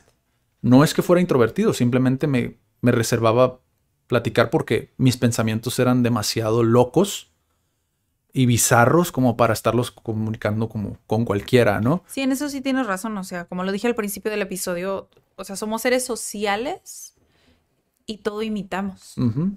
Entonces, esas habilidades las aprendes en algún lado. A final de cuentas es como un espejito, ¿no? Uh-huh. O sea, el niño es como un espejito que va reflejando como muchas cuestiones. Digo, yo, por ejemplo, en mi caso, sí tuve problemas quizá con esa parte de mentir o cosas por el estilo, pero soy consciente de dónde surgió, ¿sabes? O sea, y pude hacer algo al respecto. Pero hay personas que viven así toda su vida y no saben de dónde viene, cuál es la raíz. Y hay otro tema también por ahí que te platicaba ayer, ¿no? Del culpar, ¿no? Aquí no se culpa a nadie, simplemente es tu responsabilidad fue esta. No es que te culpe. No, papá, no es que tú eres culpable de dónde está tu hijo ahorita. No, eres responsable de cierta parte de un origen, ¿no? O sea, hay una gran diferencia. Porque los papás no fueron como que le llevaron el cuchillo para matar a... No, o sea, no pasó así. Simplemente son, otra vez, esas herramientas que le dejaron en un principio, con lo que él dijo, oye, pues no hay una consecuencia, porque en mi casa a lo mejor no hubo una consecuencia a muchas cosas que hice. O mientras iba creciendo, o sea, por ejemplo, reprobar la universidad no hubo una consecuencia, el tomar en casa no hubo una consecuencia, el valer madre en la escuela militar, digo, perdón, en el ejército, no hubo una consecuencia. ¿Qué fue la consecuencia? ¿Mandarte con la abuela? O sea, el robar el maniquí. O sea, te habla mucho, o sea, cómo robó ese maniquí y cómo es que él mismo no se cuestionó como está bien, está mal. O sea, no había una consecuencia. O sea, ¿Qué es lo que te decía? ¿cómo va a sentir culpa o responsabilidad si él está viendo las cosas como son? O sea, no le estás enseñando que algo es bueno o malo. ¿Se hace y tiene consecuencia o no tiene consecuencia? Para mí no tiene consecuencia. No es malo. No me enseñaron que era malo. O sea, no, pues no es nada malo. Y en la Y entrevista, escala. en la entrevista también él dice algo que es bien importante con el papá, ¿no? Que es, tú lo dijiste ahorita, cuando está en el juzgado y que le dice, sorry dad, ¿no? Como, perdón papá, que le dice más lo siente más con el papá que con las mismas víctimas, ¿no? Con las personas, los familiares de las víctimas. Hay algo bien interesante que cada vez que pasaba una situación, como por ejemplo lo del el alcohol en casa, es como sorry, ¿no? La universidad, sorry. Y para todo era sorry y no había una consecuencia. O sea, es como para él era suficiente el decir lo siento, pero no había realmente un cambio. O sea, no había nada. O sea, para él era como simplemente, otra vez, mintiendo de dientes para afuera, decir lo siento, pero realmente no lo siento. O sea, y lo voy a seguir haciendo.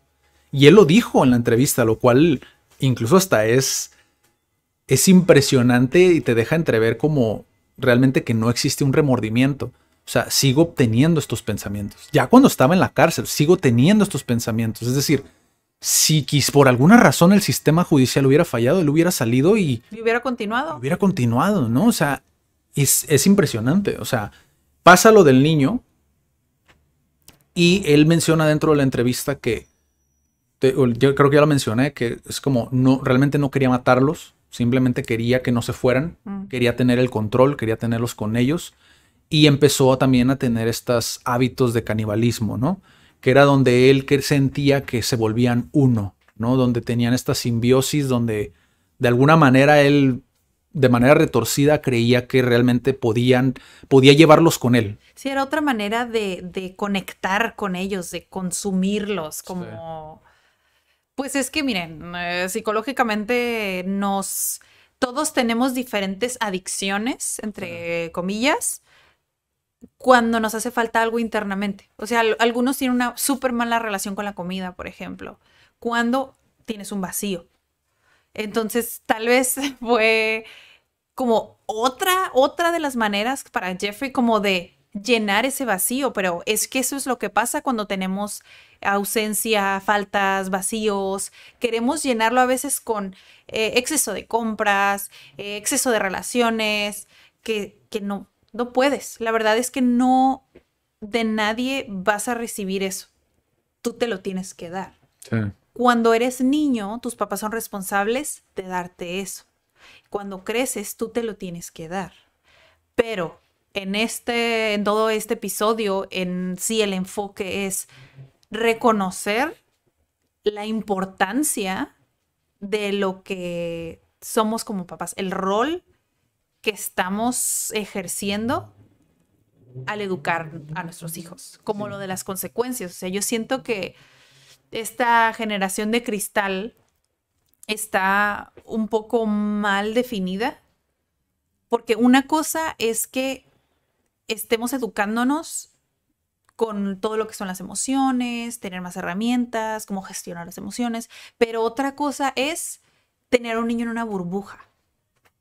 Entonces, el hecho de que quieras tener a un niño en una burbuja de, ay, no lo toque, no le diga, no lo regañe, también les estás haciendo daño, o sea, ningún extremo es bueno.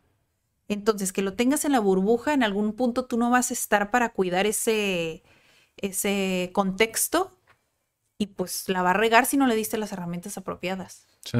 No puedes dejar que vaya así sin consecuencias. Consecuencias, no castigos. Algo que esté como directamente relacionado, pues. Sí. Que sepa que, bueno, ahorita no se me viene ningún ejemplo, pero una consecuencia es algo malo. Que bueno, que hacemos con Lía, ¿no? Por ejemplo, que es como, comiste un dulce. No es algo malo, pero tienes que comer bien las siguientes veces. Tienes que compensar de alguna manera. No es un castigo, simplemente es esa consecuencia. ¿Por qué? Porque el azúcar no nos hace bien en lo absoluto. Total. Entonces, simplemente es otra manera de compensar. Es una consecuencia que tengo. O si me comí una pizza completa, pues obviamente la consecuencia es que me va a doler la panza. Pero si te vas a comer la pizza, que sepas que va a tener esa consecuencia. Sí. Y esos son ejemplos como muy chiquitos de Sí, no, pero que igual físicos, pero hacen una diferencia. O sea, cuando tú, es como todo, ¿no? Mientras más lo practicas, mejor lo haces. Como papá, si prestas atención a cositas, vas desarrollando esta habilidad crítica, ¿no? O sea, tienes un ojo analítico incluso que ya de alguna manera te ayuda a poder sobrellevar, el poder ver, a identificar cosas en tu hijo que quizá no estás prestando atención. O sea, estuvo más cerca la abuela de Jeffrey que el papá de saber qué estaba sucediendo. Y la abuela estamos hablando de que vivió, para empezar, era una señora ya grande y vivió un tiempo mucho menor que el papá como para identificar ciertas cuestiones que dijo, oye, aquí hay algo raro, aquí está pasando algo. La anécdota, por ejemplo, del dude este que lleva a la casa y que lo droga y que la abuela está ahí, que se duerme, que está ahí con ella. Eso es ficción, eso no pasó en la serie, en la vida real realmente. Pero sí estuvo drogado como tal el camarada, simplemente no cuentan exactamente cómo pasó, pero despertó en el hospital y él no sabía quién había sido. ¿Sí me explico? O sea, no pasó como tal en la serie. Pero igual, entiendes por qué lo hacen, ¿no? Pero la abuela, a final de cuentas, sí sospechaba ciertas cosas. Simplemente ella, pues obviamente no podía. Es cuando llegas a ese punto y creo que eso también vale la pena comentarlo como papá. No por el hecho de que descubras, no por el hecho de que ignores algo, va a desaparecer. va a desaparecer. O sea, cuando tú ves algo en tu hijo y lo identificas, la mejor manera en la que puedes ayudarlo, o que todavía no lo identificas, pero tienes una noción o tienes sospechas, pero decides ignorarlo, no va a hacer que desaparezca. Y por eso es que es importante y la mejor manera en la que tienes para ayudarlo es cerciorarte de que realmente está sucediendo algo o no está sucediendo algo. Porque a final de cuentas, si tú no prestas atención a esos pequeños detallitos, los va a prestar alguien más y puede ser una consecuencia mucho peor. Y son cuestiones que desarrollas. Hace poco tuvimos un evento, ¿no? Del intercambio de idiomas y yo platicaba con una ucraniana. Y ella me preguntaba como qué es realmente lo más peligroso aquí en Tijuana. ¿Por qué es que dicen que es tan peligroso? Yo le decía, es complicado decirte porque es algo que a menos que no lo vivas, a menos de que no estés en el contexto, no que sí, ajá, pues que a menos que no estés en ese contexto, es desafiante explicarlo porque no es una violencia como inmediata, tangible, sino es una violencia que puede ocurrir si eres como descuidado y andas, ¿sí me explico? O sea, no es como que cualquier parte de Tijuana te va a pasar algo, no, sino que es algo que es más conlleva más factores, ¿no? Como el que realmente puedas meterte en peligros, como involucrarte con las personas equivocadas, estar en lugares como medio extraños, o sea, es diferente a lo que la gente piensa, no es como que vas a llegar y te van a balacear, o sea, obviamente si estás a lo mejor en un lugar pasa, ¿no? Estadísticamente puede llegar a suceder, pero es raro explicártelo, porque por ejemplo ella en Ucrania, pues ella vio el inicio de la guerra, o sea, de Rusia a Ucrania. Entonces le digo, o sea, eso, por ejemplo, es un escalón más arriba, pero este es una más por debajo del agua, ¿sabes? Es como más en ciertos barrios y más de ciertas personas y es de tener cuidado igual, pero es desafiante explicarlo, ¿no? Lo cual es como comparado a esto, es desafiante explicarlo, el desarrollarlo, esa habilidad, pero si prestas atención a tu entorno y a tu contexto, puedes empezar a saber cómo moverte en esos terrenos, ¿no? Como lo es el analizar el comportamiento de un niño, de tu hijo. En teoría, debería de ser más fácil porque es tu hijo y se supone que te interesa. Pero la realidad es que a veces estamos tan absortos en nuestra día a día que pasamos por alto muchas cosas y decimos, luego lo hago, ¿no?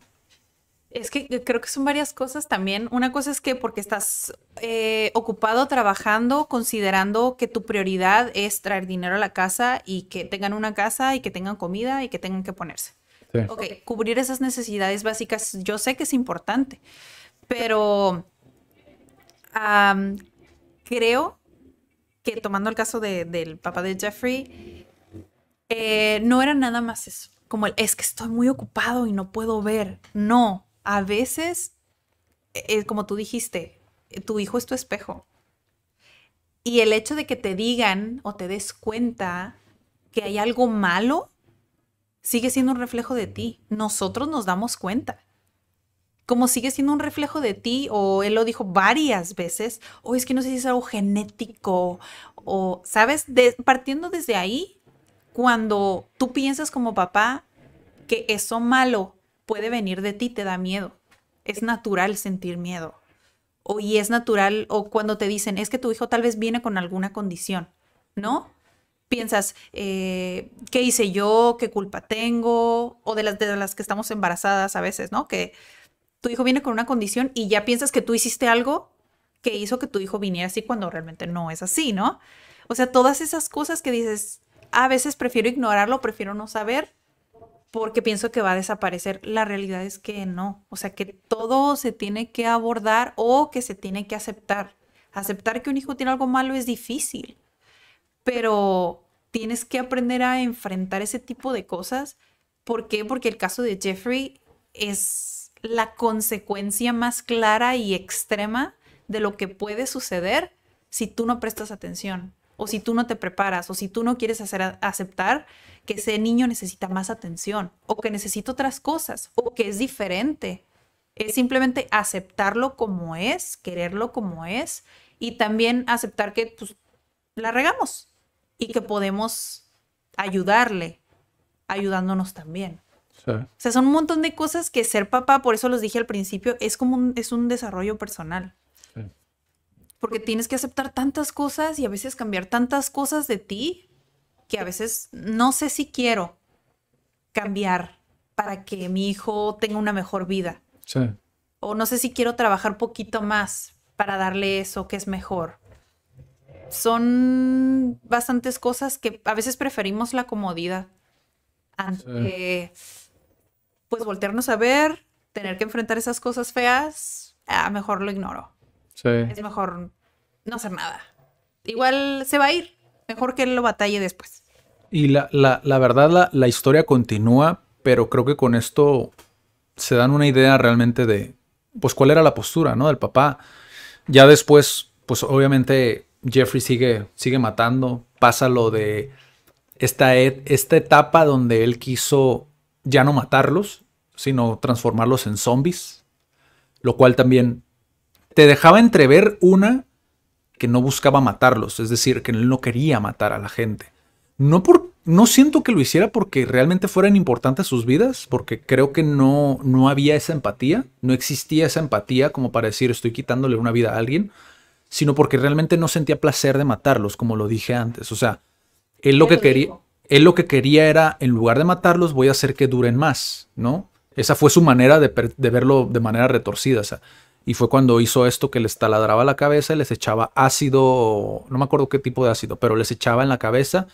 Y fue cuando un chico intentó escapar. Los policías, pues, lo pueden ver en la serie. Fue una tarea bastante mediocre de parte de la policía. Y llegamos a la parte donde ya finalmente lo atrapan, ¿no? Hay una escena que es justamente al principio de la serie, que quizá a lo mejor no pasó así, pero también deja entrever mucho la actitud del padre ante la situación, donde los policías lo están interrogando, le dicen lo que hizo. Y el señor en un principio se ve como en shock y después empieza a llorar y después le dice a los policías, no sé por qué, era un chico normal, ¿no? Te digo, o sea, hay muchas cosas que yo creo que extrajo él de la personalidad de su padre. Yo sí tengo esa teoría. Igual ahorita me dices tú cuál es como tu teoría. Yo siento que sí extrajo muchas cosas de su padre y de su madre. De su madre en la parte de cierta manera también como esa indiferencia, ¿sabes? Como hacia, digo, si su mamá no le dolió dejarlo, o sea, como a él le iba a doler, ¿sabes? Como que era normalizar de alguna manera como cualquier emoción que alguien más pudiera tener. Es como a mí no me importa, como a ellos tampoco les importó lo que yo pensaba, lo que yo sentía, ¿no?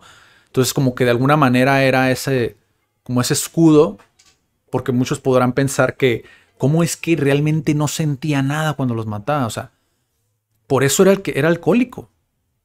sea, esa fue la razón principal por la que era alcohólico, porque él no quería sentir nada. O sea, era su manera de ahogar como esa conciencia, o, ¿sabes? Como esa pequeña conciencia.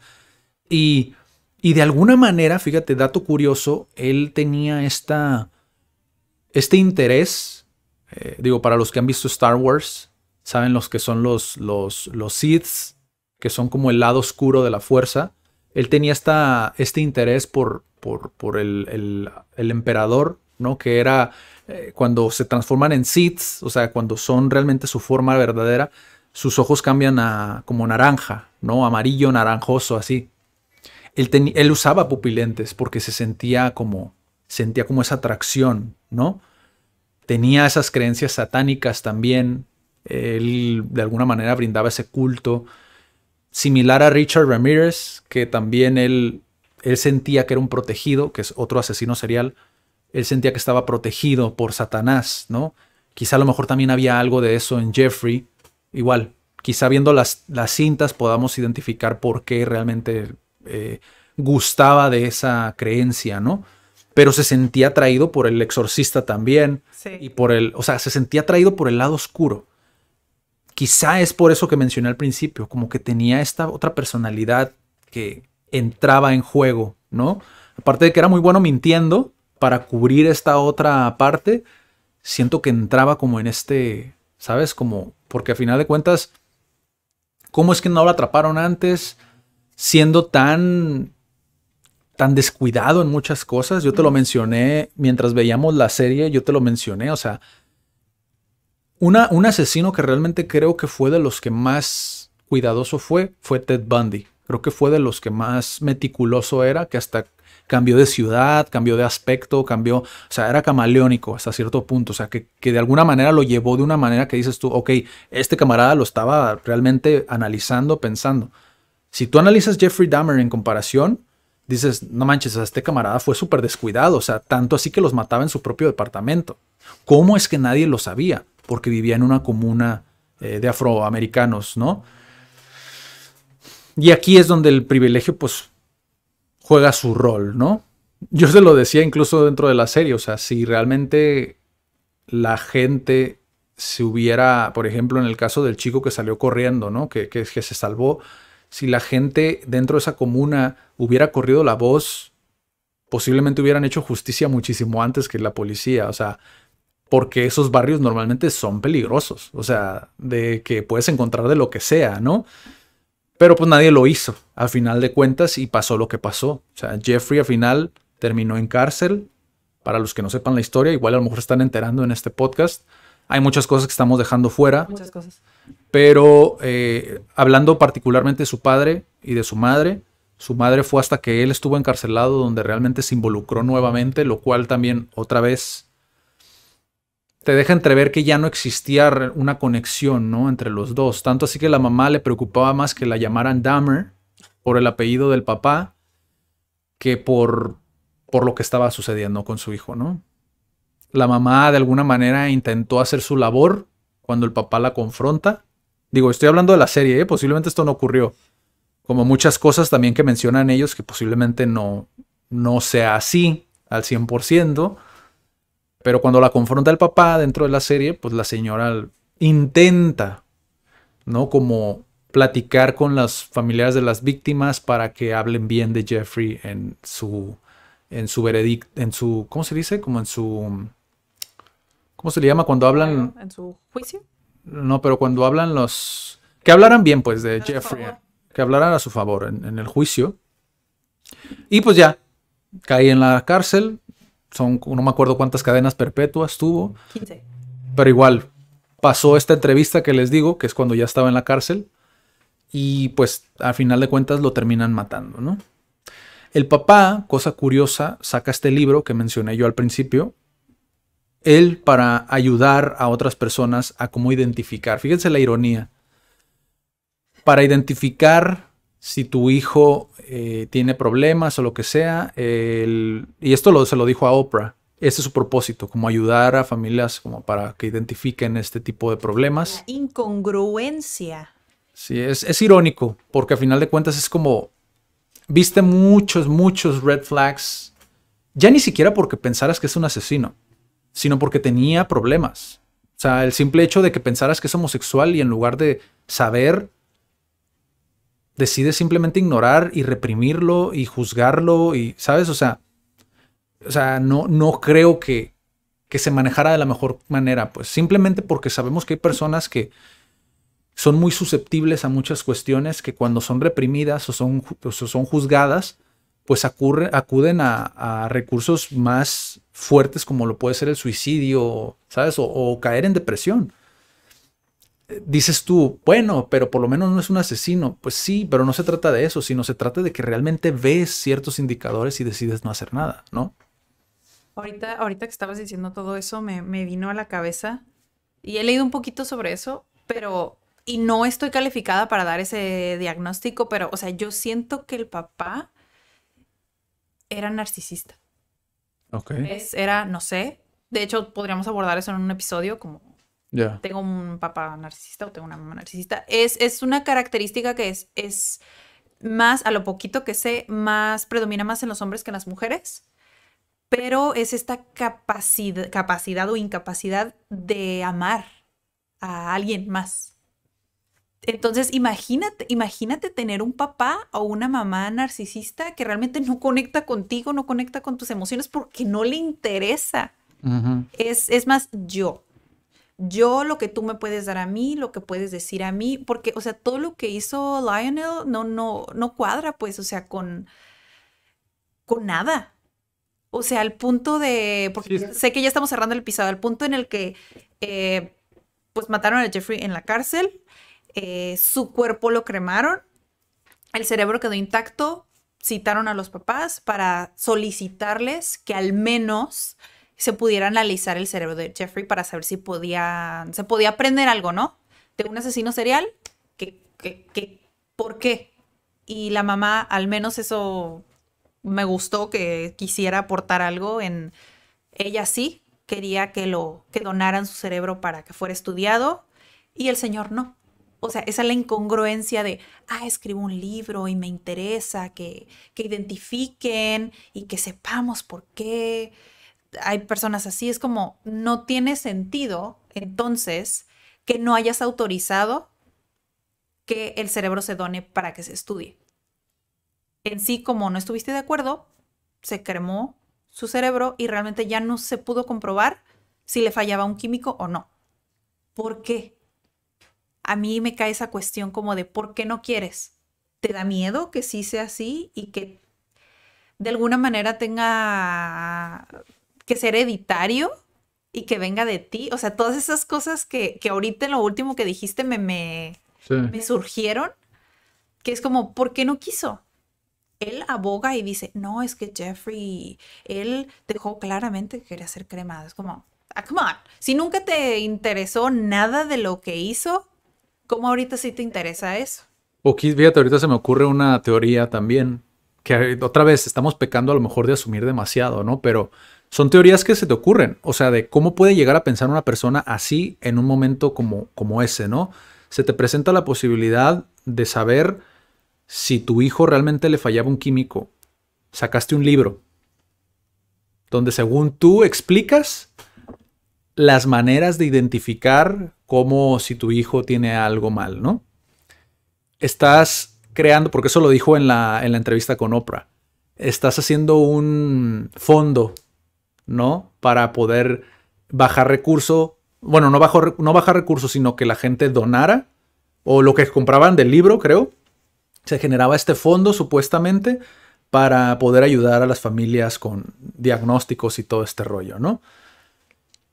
Quizá si se hubiera sabido lo de si le fallaba algo, todo eso se le hubiera venido abajo. Y él no quería que se viniera abajo. Tiene sentido por la parte de me vas a echar a perder todo el libro. I guess not.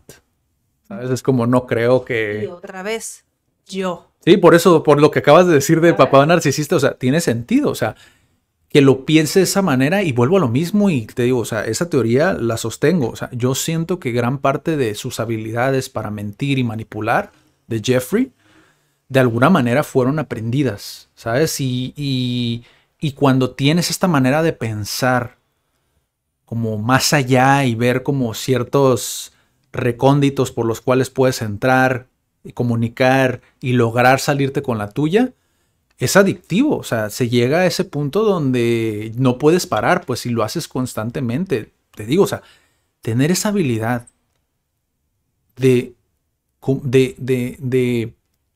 de alguna manera salirte con la tuya tantas veces, porque no sabemos cuántas personas más habrán estado con Jeffrey. O sea, tuvo un periodo muy largo donde iba a estas casas de spa. Ajá, y no los mataba. No los mataba. Lo drogaba, obtenía lo que quería y se iban. Exactamente. Entonces, ¿y cuántas personas no pasaron como por este cortejo, ¿no? Si quieres verlo así, pero si lo piensas, estaba desarrollando habilidades comunicativas súper impresionantes, como con los policías. O sea, el hecho de improvisar y es como, de repente salgo con una excusa. O sea, no era algo que creo yo fuera algo de manera natural, ¿sabes? O sea, creo que es algo que lo aprendió de algún lugar, lo vio y supo, si él se puede salir con yo también puedo. Y otra vez, no hay una consecuencia. Entonces, eso de papá narcisista creo que está muy interesante. También creo que sí podríamos abordarlo en algún otro episodio. De igual manera, déjenos saber si dejamos algo fuera. A lo mejor quizás sí, que fuera relacionado obviamente a los papás, obviamente. Esto es puramente enfocado ya hay muchos análisis. Igual pueden ir a ver muchas otras reacciones, análisis. Pero este era puramente como papás. ¿Cómo lo vemos nosotros? Si tu hijo realmente tiene como ciertas cosas que no son normales, pero sin caer como en esta casa de brujas, ¿no? Ya veo cosas donde no las hay. Y estoy viendo a mi niño, o sea, como por ejemplo, él decía en la entrevista con Oprah que sus profesores de Jeffrey cuando estaba niño, que lo veían como ir de un lado a otro. O sea, caminando de un lado a otro. Y él decía, pues yo empatizo porque yo también hacía eso de niño, ¿no? O ya no es normal porque ya sé que es un asesino hoy de adulto. Es como, no mames, o sea, no puedes saber realmente como ciertas cosas, que es como un niño que está haciendo así. O sea, yo a mi hija la vi el otro día estar dando vueltas así y no por eso es como, ay, güey, no, voy a llevarla con el psicólogo para ver qué pedo. O sea, creo que sí dice algo interesante, salvando algo que menciona este camarada, el papá de Jeffrey, que es, si notas algo fuera de lo normal, acude a un chequeo. O sea, no realmente es como, va a ir al psicólogo todo el tiempo. Quítale ese peso. Llévalo a un chequeo. O sea, que platique. Que lo dejes platicar y veas y analices y que el psicólogo te pueda decir qué onda, ¿no? O sea, y si es posible, no lo lleves nada más con uno. Llévalo con diferentes para ver el rango de posibilidades. Eso puede ser una buena sugerencia que les podemos dejar el día de hoy, ¿no? Digo, como solución por si dicen, ok, pero díganme una solución porque mi hija, ahí está, ¿no? O sea, puedes llevarlo sin ningún problema. Quizá te va a costar, pero ve el costo-beneficio. Quizá te cuesta 500 pesos, pero pues el beneficio es gigantesco para la paz mental de decir, ok, ya sé que es por esto o por esto, ¿no? A, B y C. Entonces, no sé si quieras cerrar con algo más.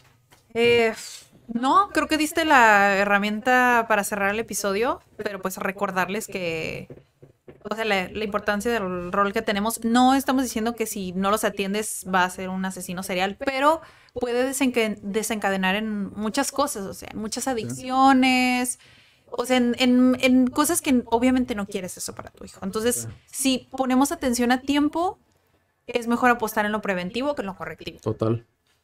Y creo que con eso podemos cerrar el episodio. Perfecto.